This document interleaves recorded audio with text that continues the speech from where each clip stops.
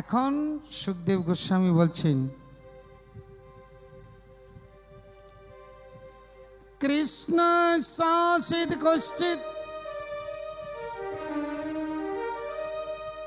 কৃষ্ণ শাসিত সখা কশ্চিৎ ব্রাহ্মণ ব্রহ্মবিত্তমঃ বিরক্ত ইন্দ্রিয়ার্থেষু প্রশান্তাত্মজিতেন্দ্রিয়ঃ যদৃচ্ছুপপন্নেন বর্তমান গৃহাশ্রমী তস্য বারিজা কুচলস্য ক্ষুৎ ক্ষমা চ তথা বিধা। হে রাজন, হে মহারাজ, শ্রীকৃষ্ণের একজন সখা ছিল ব্রাহ্মণ। বিশেষণ দিয়েছে কি? ব্রাহ্মণ ব্রহ্মবিত্তমা, ব্রহ্মজ্ঞানী ব্রাহ্ম, বিরক্ত, কিছুতেই আসক্ত নেই। স্ত্রী পুত্র সব আছে কিন্তু কিছুতে আসক্তি নাই। বিরক্ত বলতে সংসার ছেড়ে চলে গেলেই তাকে বিরক্ত বলে না। সংসার ছেড়ে চলে গেলেন আশ্রমে কিন্তু অনেক কিছুতে আসক্ত, তাকে বিরক্ত বলে না। সংসারে আছে, স্ত্রী পুত্র নিয়ে আছে কিন্তু কিছুতেই আসক্তি নাই, তাকে বলা হয় বিরক্ত।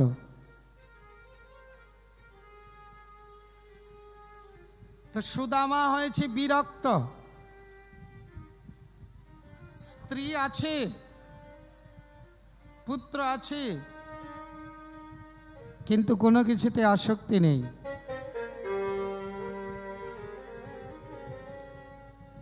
আচ্ছা, আমরা একটা কথা জানি, সুদামা কি করে খেতেন? ব্যবসা করতেন? কি করতেন? আমরা সবাই জানি ভিক্ষা করে খেতেন সুদামা, কিন্তু না, সুদামা কোনোদিন ভিক্ষায় যায়নি। তাহলে কি করে খেত? ভগবত ইচ্ছায় যা আসত, অযাচক, ভগবত ইচ্ছায় যা আসত সেদিনই পেত, যদি না আসত উপবাস থাকত। এই হয়েছে, এই যে এখানে স্পষ্ট লেখা আছে, যদৃচ্ছয় উপপন্নেন বর্তমানে গৃহাশ্রমী।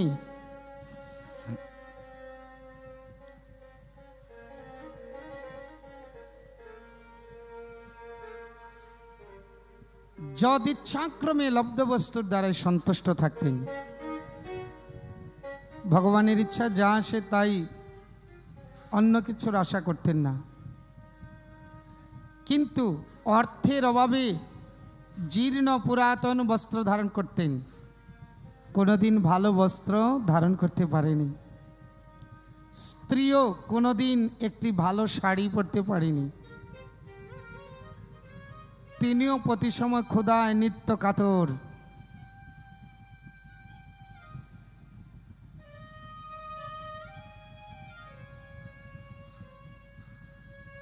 একদিন সুদামার ঘরে এসেছে এক সাধু।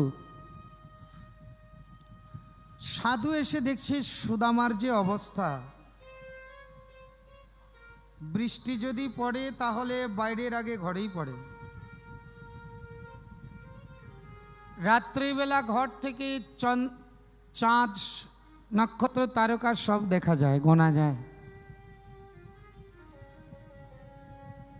মানুষে তো 12 মাসে 24টা একাদশী, মাসে 2টা একাদশী, আর সুদামার ঘরে প্রায় দিনই একাদশী লেগেই থাকে। সাধু বলছে, তোমাদের এই অবস্থা কেন? তোমার স্বামীর সুদামার বাল্য সখা তো শ্রীকৃষ্ণ দ্বারকাধীশ, উনি রাজাধিরাজ আর বড় কৃপালু, বড় দয়ালু, ওনার কাছে যাও না কেন? ওনার কাছে গেলে তোমাদের আর এই অবস্থা থাকবে না।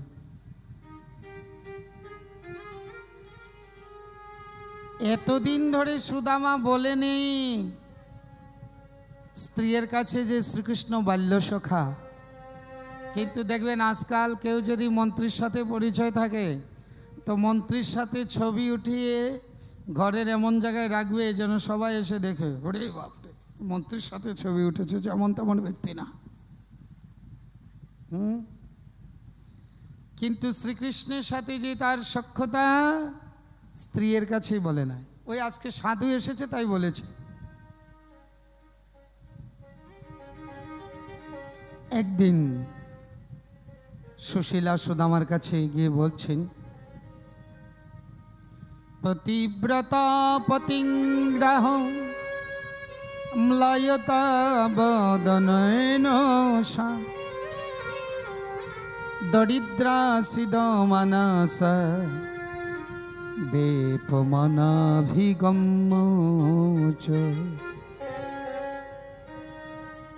হে পতিদেবতা, সুদামার স্ত্রী সেই দরিদ্রতার প্রতিমূর্তি, দুঃখী কাতর পতিব্রতা,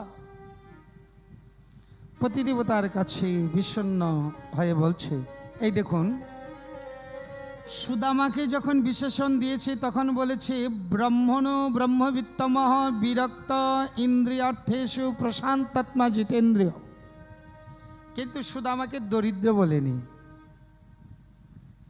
সুদামার স্ত্রীর বিশেষণ যখন দিতে গেছে তখন বলছেন দরিদ্রা। তো সুদামার স্ত্রীকে যদি দরিদ্রা বলেছেন তো সুদামাকে দরিদ্র বললেন না কেন?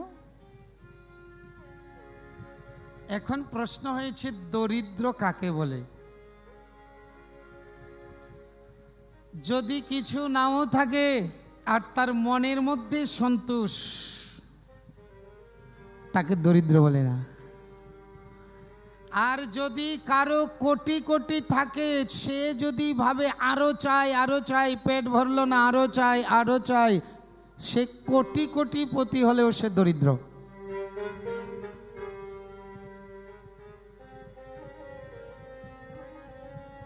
সুদামার কিছু নাই কিন্তু মনে কোনো আশা নাই, এটা চাই ওটা চাই, তাই তাকে দরিদ্র বললেন না। আচ্ছা সুদামার স্ত্রীকে দরিদ্রা বললেন কেন? ওই যে সুদামাকে বলছে তোমার বাল্য সখা নাকি লক্ষ্মীপতি দ্বারকাধীশ শ্রীকৃষ্ণ, তো একদিন যাও না তার কাছে, এই তার কাছে গেলে আর এই দারিদ্রতা থাকবে না, সে তোমার অবস্থা দেখেই কিছু দিবে। ওই যে কিছু বাবার বাসনা, সেই জন্য তাকে বলছে দরিদ্রা।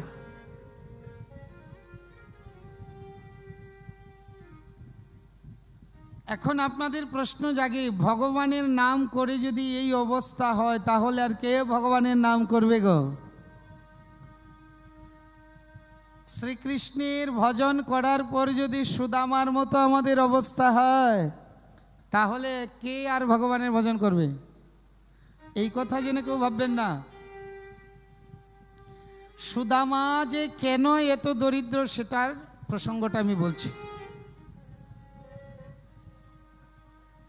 প্রথম কথা হয়েছে, ভালো করে শুনবেন, যদি কেউ কৃষ্ণ ভক্ত না, কৃষ্ণ ভজন করে না, তার যদি দরিদ্রতা, এটা পূর্বজন্মের অপরাধ। তবে সুদামার যদি কোনো কৃষ্ণ ভক্তের দারিদ্রতা, সেটা ভগবানের কৃপা।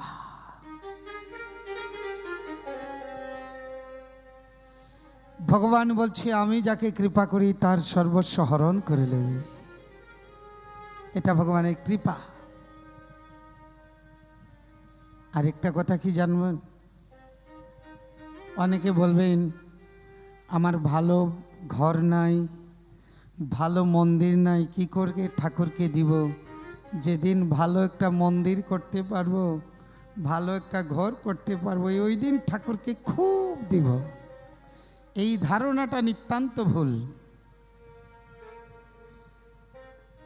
মন্দির ভালো আছে, বাড়ি ভালো আছে, সব কিছু সুবিধা থাকলে তো সবাই দিতে পারে।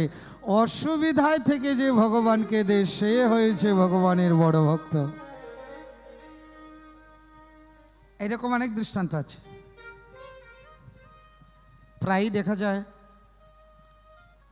বাড়ি নেই, ঘর নেই, হয়তো একটা বাসা ভাড়া করে আছে, কিন্তু এই ভাড়া বাসার মধ্যে এক রুমের মধ্যেই সে ঠাকুরকে প্রতিদিন ভোগ লাগায়। আবার দেখা যায় সুন্দর সুন্দর বড় বড় বাড়ি, ঠাকুরের মন্দিরও আছে সুন্দর, মন্দির সুন্দর, বাড়ি সুন্দর, কিন্তু ঠাকুরের ভোগ লাগে না, নিজে পেট ভরে খায়।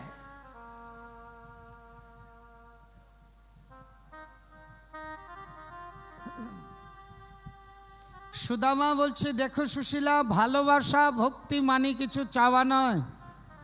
ভালোবাসা ভক্তি মানে তাকে সুখ দেওয়া। চাইলেই ঠকা, চাইলেই ভালোবাসার অমর্যাদা হয়, অপমান হয়।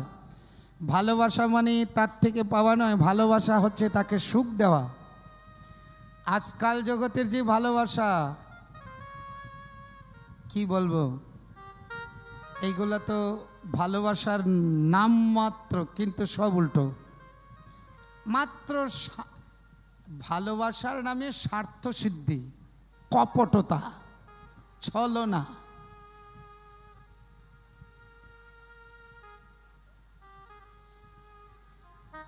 সুদামা বলছে, ভালোবাসা মানে তাকে সুখী করা, ভক্তি মানে তাকে সেবা করা, তার কাছে কিছু চাওয়া না। আমি কিছু তার কাছে চাইতে পারবো না। সুশীলা বলছে, ঠিক আছে, না চাও তো একটু দর্শন করে আসো। সুদামা বলছে, হে, অনেক দিন ধরে তাকে দর্শন করি না, দেখতে বড় ইচ্ছা। আজ কতদিন গত হয়ে গেল,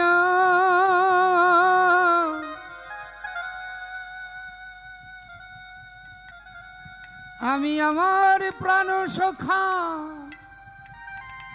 কৃষ্ণকে দর্শন করতে পাই নাই।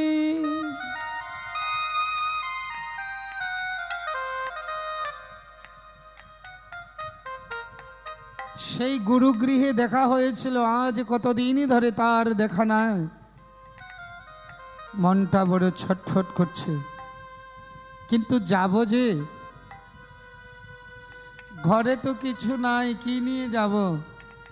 রাজা দর্শন করতে হলে, সাধু দর্শন করতে হলে খালি হাতে যেতে নেই, কি নিয়ে যাব প্রিয়ে? সুশীলা বলছে, আমি ব্যবস্থা করে দিচ্ছি।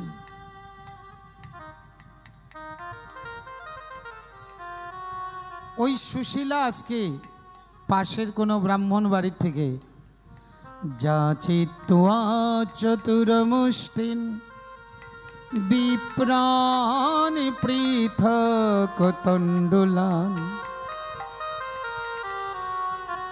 চৈলখণ্ডেন তান বদ্ধ্বা ভর্তৃপ্রদাদ উপায়নম।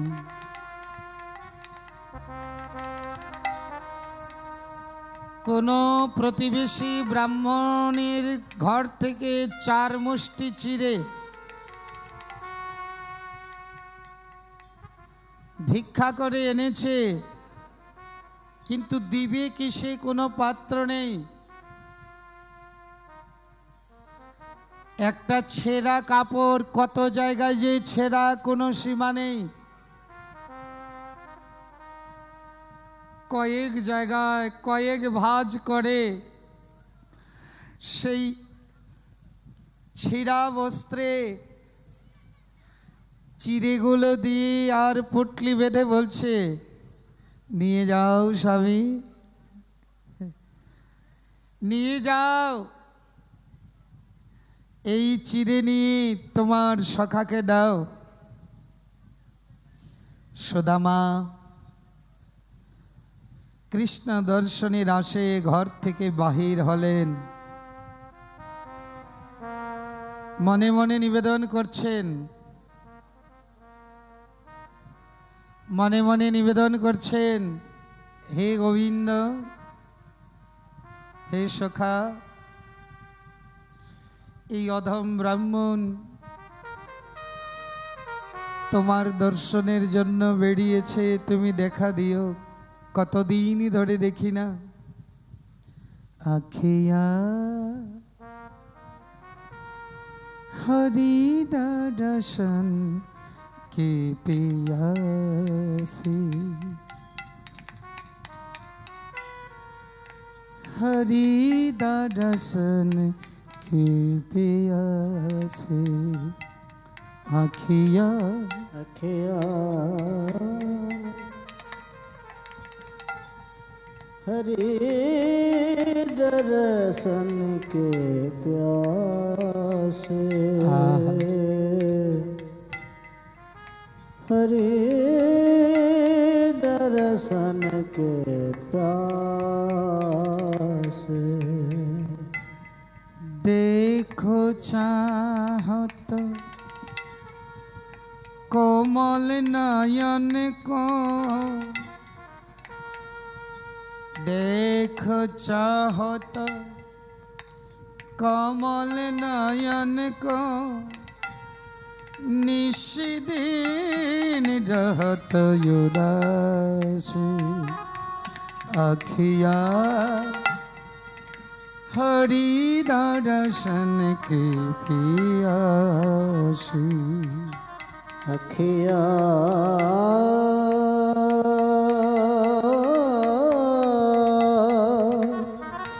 हरि दर्शन के प्यासे, हरि दर्शन के प्यासे।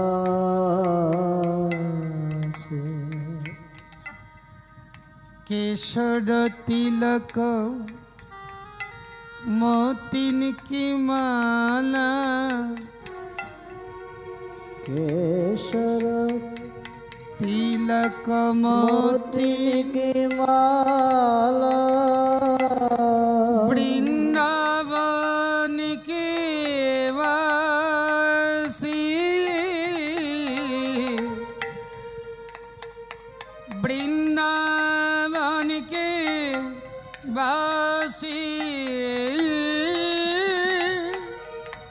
नेह लगाए तेगी गई त्रिनासम, नेह लगाए तेगी गई त्रिनासम, डर गए गले फांसी। हरि दर्शन की पियासी, अखिया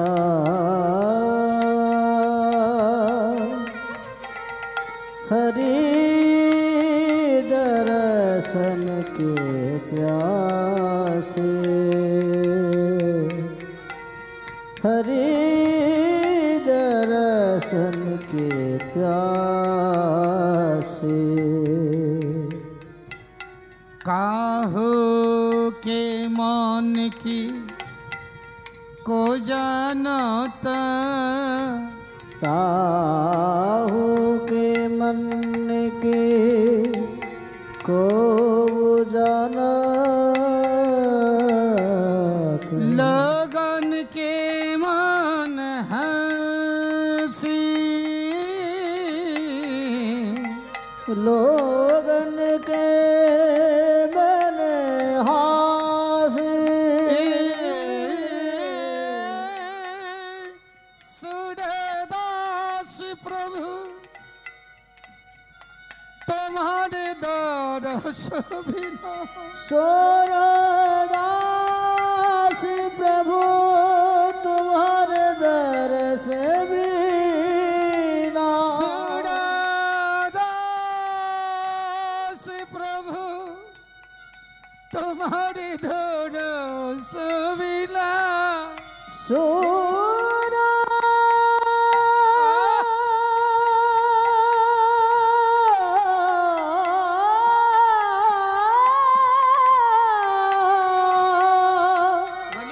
दरदास प्रभु तुम्हारे दरस बिना, लई है करवट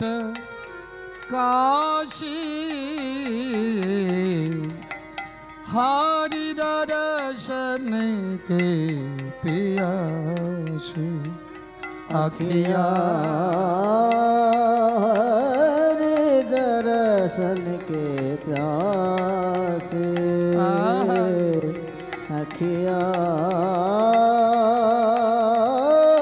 हरि दर्शन के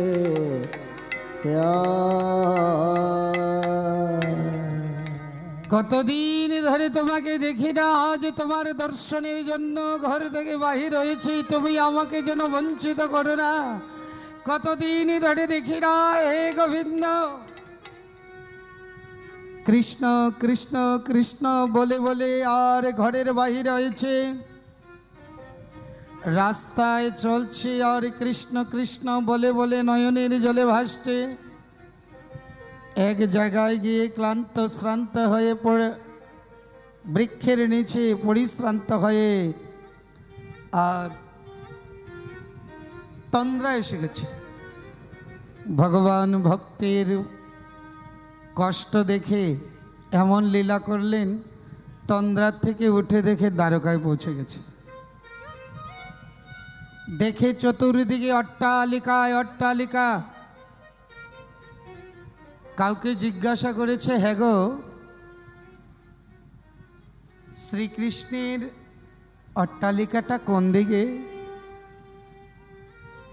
তুমি কে, কোথা থেকে এসেছো ব্রাহ্মণ? কার কথা বলছো?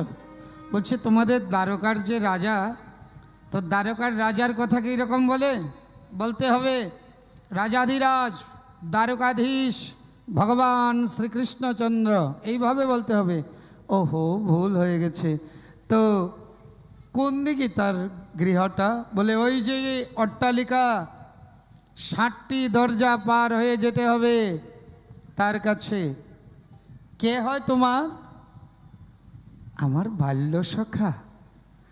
লোকে হাসি করছে। দেখো, আমাদের রাজার বাল্য সখা নাকি একজন ভিখারি ব্রাহ্মণ।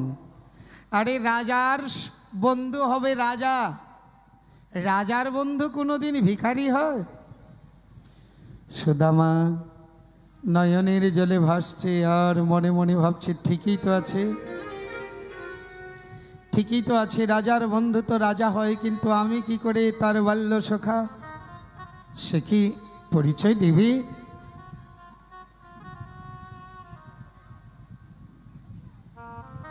আস্তে আস্তে চলছে। যখন প্রথম দুয়ারে গেলেন, দাড়িকে বলছে, যাও তোমাদের মহারাজকে গিয়ে বলো যে তার বাল্য সখা সুদামা আসছে। অনেকে বলে সুদামাকে দাড়ি মারধর করেছে, ধাক্কা দিয়েছে। ভাগবতে কিন্তু এইরকম প্রসঙ্গ পাওয়া যায় না। আর এইরকম বললে না একটা সিদ্ধান্ত বিরোধ হয়। কেননা দ্বারকার রাজপ্রাসাদে ভগবান শ্রীকৃষ্ণের এমন আদেশ যে ব্রাহ্মণদের অবাধে প্রবেশ, কোনো বাধা নেই। অন্য কেউ যদি আসে তাহলে আদেশ নিতে হবে, কিন্তু ব্রাহ্মণদের কোনো বাধা নেই, অবাধে প্রবেশ করবে। সেই জন্য তো ওনার নাম ব্রাহ্মণ্যদেব। ব্রাহ্মণদের অবাধে প্রবেশ। তাই সুদামা যখন বলছে, যাও তোমাদের মহারাজকে গিয়ে বলো যে তোমার বাল্য সখা সুদামা আসছে। বাড়ি গিয়ে শ্রীকৃষ্ণকে বলছে, মহারাজ আপনার নাকি বাল্য সখা, নাম তার সুদামা, আপনার সঙ্গে দেখা করতে এসেছে। যখন এই কথা বলেছে, শ্রীকৃষ্ণ ছিলেন একেবারে সোনার সিংহাসনে বিরাজমান, আর তখনই পাগলের মতো ছুটতে ছুটতে চলছে, সুদামা সুদামা সুদামা। ছুটতে ছুটতে গিয়ে দরজায় দেখলেন সুদামা দাঁড়িয়ে আছে, কিন্তু ক্ষীণ দেহ, ছিন্ন বস্ত্র, মুখে কৃষ্ণ নাম, চোখে প্রেমাশ্রু।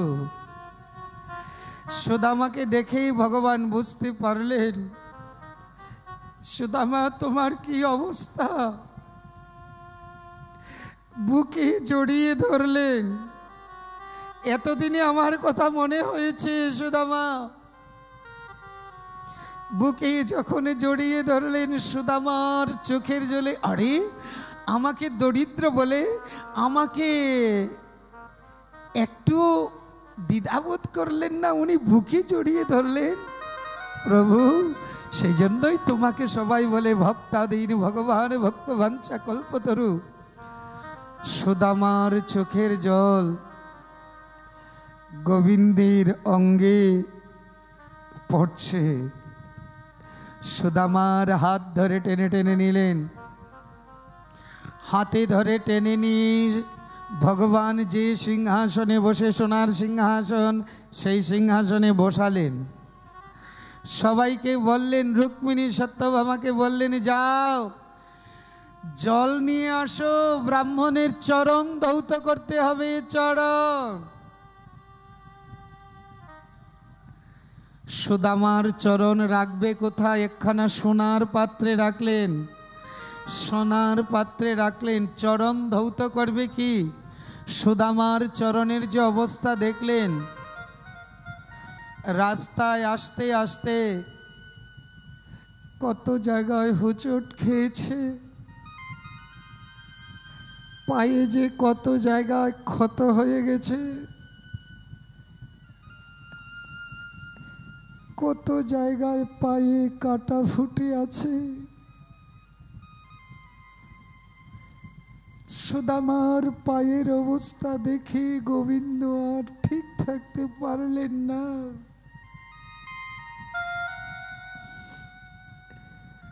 ভগবানের নিজের চোখের জল টপ টপ করে সুদামার চরণের উপর পড়ছে।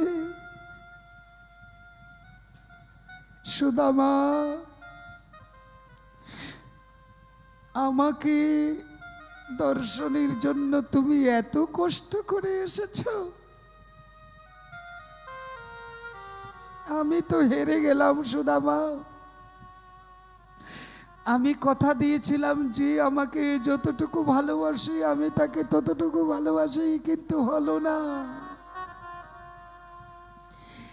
আমার জন্য তুমি যে কষ্ট করেছো আমি তো সেই কষ্ট করতে পারি নাই।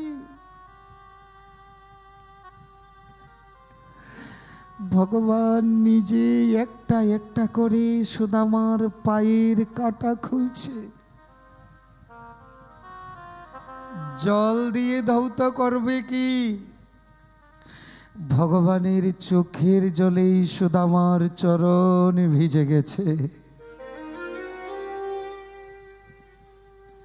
অগো জগৎবাসী, দেখো একবার, ভগবান বলছে, ভক্ত শুধু নয়নের জলে আমার চরণ ধোয়ায় না, আমার যে ভক্ত আমি সেই ভক্ত, আমার নয়ন জল দিয়ে আমিও ভক্তের চরণ ধোয়াই।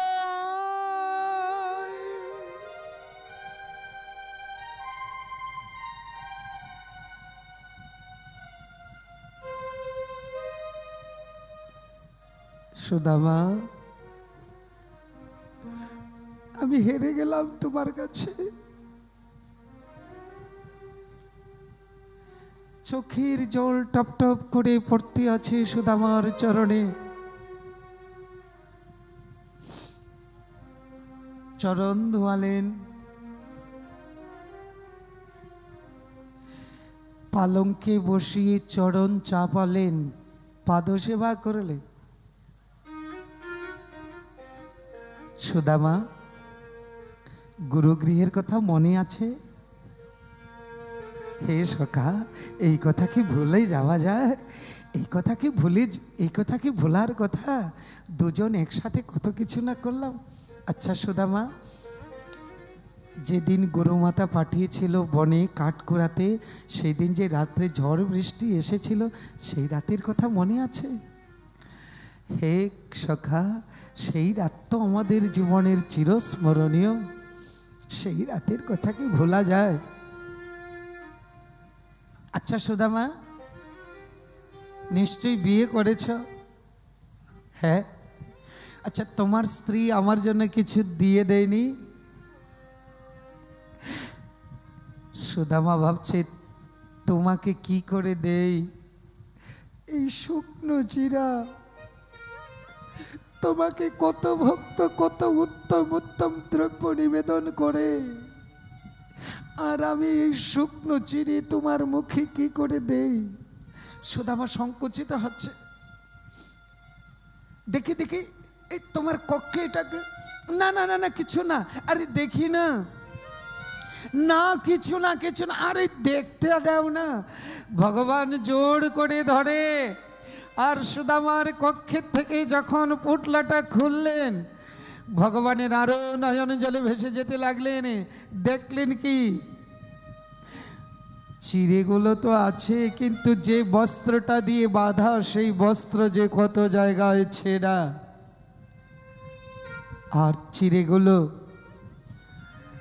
সুদামা পথে আসতে আসতে যে কৃষ্ণ কৃষ্ণ বলে কেঁদেছে, নয়নের জলে চিড়েগুলো ভিজে গেছে।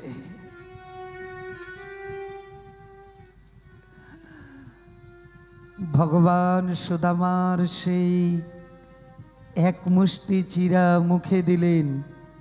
আহা, কি সুস্বাদু, কি সুস্বাদু। আরে এই জগতে কত ভক্ত তো আমাকে কত কিছু দেয়, কিন্তু এই রকম চোখের জলে ভিজানো চিরা কি আমাকে কেউ দেয়?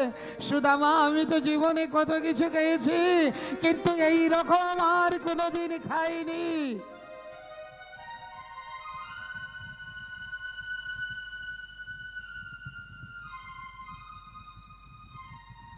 এক মুষ্টি খেয়ে আরেক মুষ্টি যখন নিয়েছে, রুক্মিণী হাতে ধরলেন, প্রভু আর যদি খাও তাহলে আমরা তোমাকে হারাবো। কেননা সুদামাকে দেওয়ার জন্য এক মুষ্টি যথেষ্ট, আর যদি খাও তাহলে আমরা তোমাকে পাবো না।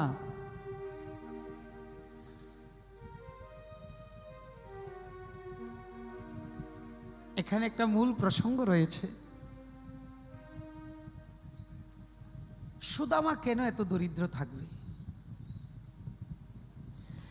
অনন্ত কোটি বিশ্ব ব্রহ্মাণ্ডের মালিক যিনি, তার সখা যে, সে কেন এত গরিব থাকবে? তবে আমরা জানি, সুদামা কৃষ্ণ যেদিন বনে কাঠ করাতে গিয়েছিলেন, চানা ভাজাগুলো কৃষ্ণকে না দিয়ে খেয়েছিলেন। কিন্তু এর মধ্যে একটা তত্ত্ব লুকিয়ে আছে। কি? যে সুদামা কোনোদিন শ্রীকৃষ্ণকে নিবেদন করে না খায় না, আর সে আজকে শ্রীকৃষ্ণের কাছে থেকে শ্রীকৃষ্ণকে না দিয়ে খাবে, এটা বিশ্বাস হয়? কিন্তু না দিয়ে খেয়েছিল। কিন্তু কেন খেয়েছিল? শুনুন গোপন কথা, গুরুত্বপূর্ণ তত্ত্ব। একদিন দুর্বাসা ঋষি এসেছে সান্দীপনির মুনির আশ্রমে। সান্দীপনি মুনির আশ্রমে এসে সান্দীপনির মুনির স্ত্রীকে বলছে, মা ভিক্ষান দেহি। ঘরে কিছু ছিল না, ছিল কতগুলো চানা ভাজা। গুরুমাতা সন্দীপনী মুনির স্ত্রী দেখছেন, এই চানা ভাজাগুলো যদি দুর্বাসা ঋষিকে দিয়ে দেই, তাহলে আমার কৃষ্ণ সুদামা কি খাবে? উনি মিথ্যা কথা বলে দিলেন, বাবা আজকে কিছু নাই। দেখুন কি তত্ত্ব। যখন সুদামা কিছু দূরে গেলেন, গিয়ে মনে মনে ভাবলেন ঘরে একেবারে কিছু নেই। উনি ধ্যানে বসলেন। ধ্যানে বসে দেখলেন কি কতগুলো চানা ভাজা আছে। আবার দুর্বাসা ঋষি ঘুরে আসলেন, এসে বলছে, মা তুমি আমাকে মিথ্যা কথা বললে, তোমার ঘরে তো এতটা চানা ভাজা আছে, তুমি আমাকে ফিরিয়ে দিতে পারলে? তবে মা, তোমাকে অভিশাপ দেব না, এই চানা ভাজাগুলোকে অভিশাপ দেব। তুমি যাদের জন্য আদর করে চানা ভাজাগুলো রেখেছ, আমি চানা ভাজাগুলোর অভিশাপ দিলাম। এই চানা ভাজাগুলো যে খাবে, তার সারা জীবন দরিদ্রতা ঘুচবে না।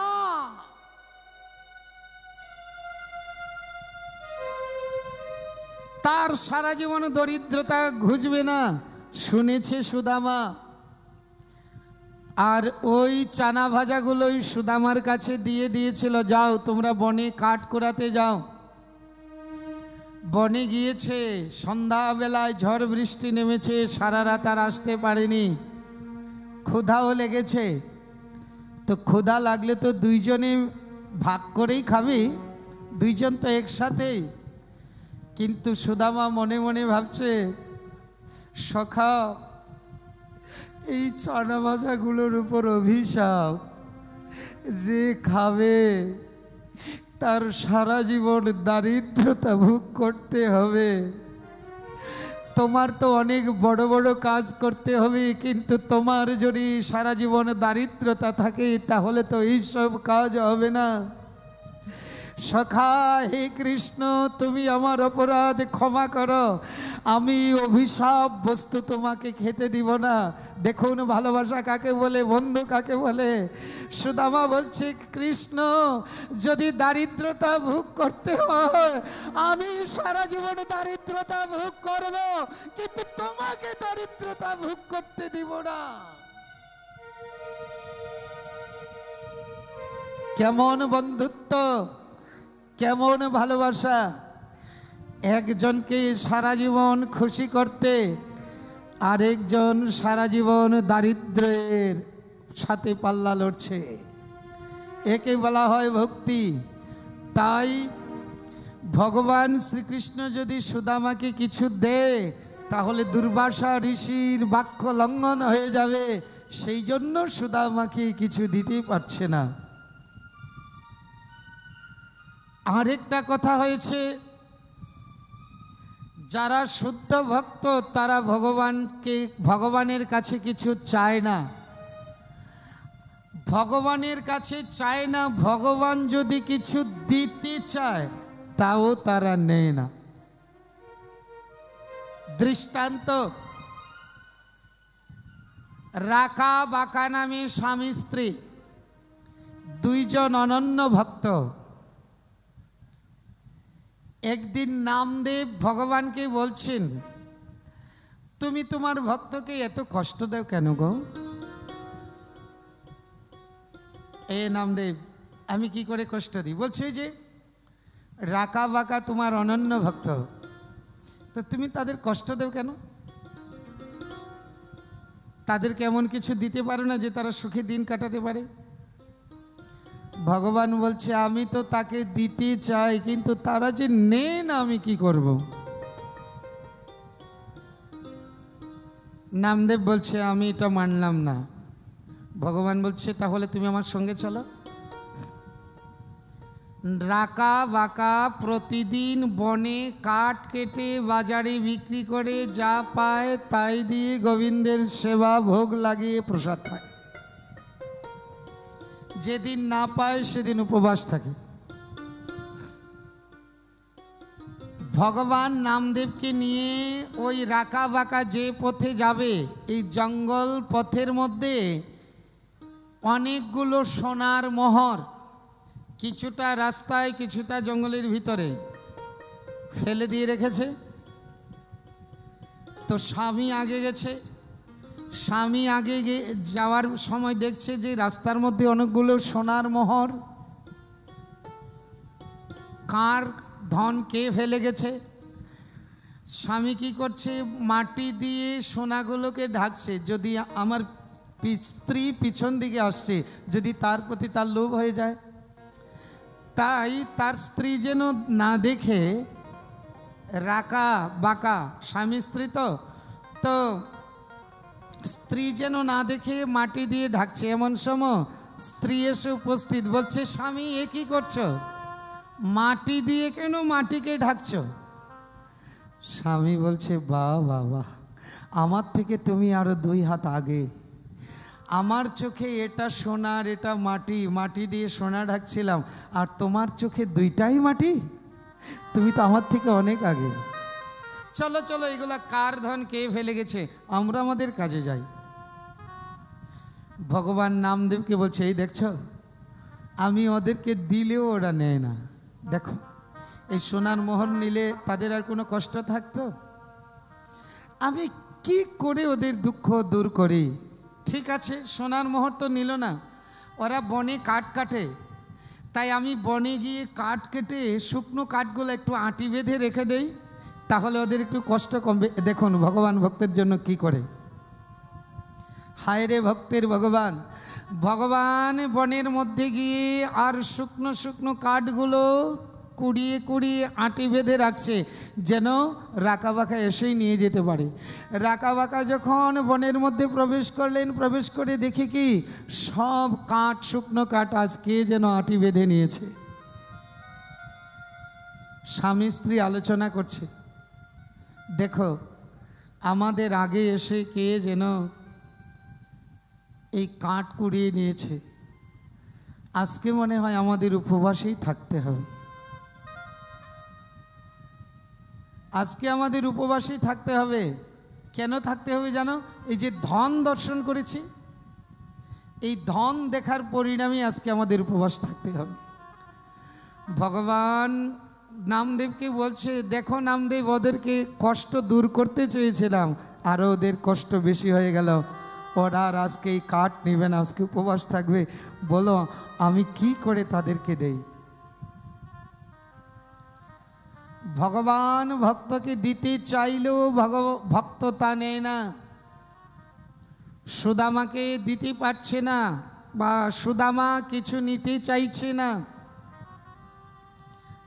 রাত যখন কেটে গেল, সকালবেলা সুদামা বলছে তাহলে এবার বিদায় যাই। ভগবানের আর তাকে রাখলেন না। সকালবেলা সুদামা বিদায় নিলেন, আর বিদায় নিয়ে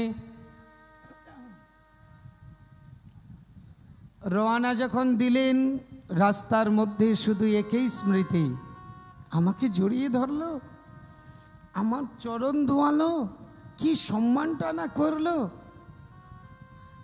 আমাকে গরিব বলে একটু দ্বিধাবোধ করলো না। ভাগ্যিস যদি কিছু চেয়ে বসতাম, আর সে যদি কিছু দিয়ে বসতো, কিছু দিলেন না, বড় কৃপা।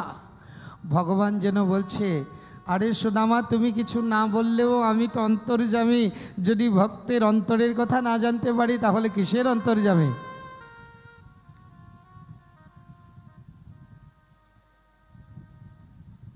ভগবান শ্রীকৃষ্ণ দেবশিল্পী বিশ্বকর্মাকে আদেশ করলেন, যাও সুদামার ঘর দেবরাজ ইন্দ্রের থেকেও আরও মনোরম করে, আরও সুন্দর করে সুদামার অট্টালিকা তৈরি করে দাও।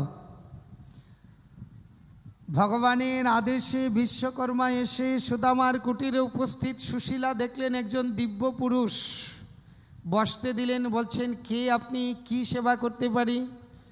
বলছেন, আমি বিশ্বকর্মা, আপনার আদেশ হলে আপনার কুটিরটাকে আমি অট্টালিকায় পরিণত করব। সুশীলা বলছে, না, আমি এই অনুমতি দিব না। কেন? সবাই জানে আমরা দরিদ্র, হঠাৎ করে যদি এত বড় অট্টালিকা হয় লোকে বলবে কি? তাই আমি অনুমতি দিব না। তবে অনুমতি দিতে পারি, এই আমার এই নগরের প্রতিটা ঘর যদি অট্টালিকায় করে দিতে পারো তবে আমি অনুমতি দিতে পারি। বিশ্বকর্মা তাই করলেন, নগরের প্রতিটা ঘর অট্টালিকা করে দিলেন, আর তার চেয়ে অধিক সৌন্দর্য করে সুদামার ঘরটা অট্টালিকায় পরিণত করে দিলেন। সুদামা যখন আসলেন, এসে দেখে, আরে আমার ঘরটা যেখানে ছিল সেখানে তো নেই, রাস্তা ভুলে আসলাম নাকি? না, এটাই তো রাস্তা, এখানেই তো আমার কুটিরটা ছিল, কিন্তু রাতারাতি কি হয়ে গেল? মনে হয় কোনো রাজা রাজধানী বানিয়ে নিয়েছে, মনে হয় কোনো রাজা রাজধানী বানিয়ে নিয়েছে। সুদামা চিনতে পারছে না। সুশীলা অট্টালিকার উপর থেকে বুঝতে পারছে যে সুদামা চিনতে পারছে না। আগের থেকেই সুশীলা তৈরি ছিল সুদামাকে অভ্যর্থনা করার জন্য। নগরের প্রত্যেকে তাই নগরের সবাইকে নিয়ে অনেক দাস দাসী নিয়ে সুশীলা অট্টালিকার উপর থেকে নেমে আসছে। এখন সুদামা তার স্ত্রীকে চিনতে পারছে না, বলছে দেবী তুমি কে? সুশীলা বলছে হে পতিদেবতা, আমি তোমার স্ত্রী সুশীলা। তোমার এত রূপ যৌবন, এত ঐশ্বর্য, আর এ তো সব তোমার বন্ধুর কৃপা, শ্রীকৃষ্ণের কৃপা। সুদামা অট্টালিকার দিকে তাকাচ্ছে আর চোখের জলে ভাসছে, বন্ধু তুমি আমাকে এই দিয়ে ভোলাবে? আমি কিন্তু এর কাঙাল নয়, আমি কিন্তু এ চাই না। কোনো গ্রন্থে আছে, অন্য গ্রন্থে আছে যে সুদামা সুশীলাকে বলেছিল তোমার দরকার ছিল তাই তুমি থাকো, আমি কিন্তু এই অট্টালিকায় আর প্রবেশ করব না। সুদামা বনে চলে গেছিলেন। ভাগবতে এই প্রসঙ্গ নেই, অন্যান্য গ্রন্থে আছে। তাৎপর্য হলো আমরা যদি ভগবানকে এক মুঠো দেই, এই দেখুন সুদামা দিয়েছিল এক মুষ্টি চিড়া, আর ভগবান তাকে দিল কি? ভগবানকে দিলে কোনোদিন কমে না, কোনোদিন কমে না। দানে কোনোদিন ধন ফোড়ায় না, দানে কখনো ধন ফোড়ায় না। আর যারা দান করবে না, যারা ভগবানের নামে খরচা করবে না, বুকের রক্ত করে রাখবে, সেই ধনেই তাদের একদিন মৃত্যুকে ডেকে নিয়ে আসে। এই সুদামা বিপ্রের চরিত্র শোনালেন। সুদামার অট্টালিকা হলেন এই বর্তমানে সুদামা নগরী হচ্ছে দক্ষিণ ভারতে পুরো বন্দর। সুদামা নগরীর নাম এখন সুদামা নগরী নয়, এখন নাম হয়েছে পুরো বন্দর, সমুদ্র বন্দর। সুদামা নগরীটাই পুরো বন্দর নামে এখন অভিহিত।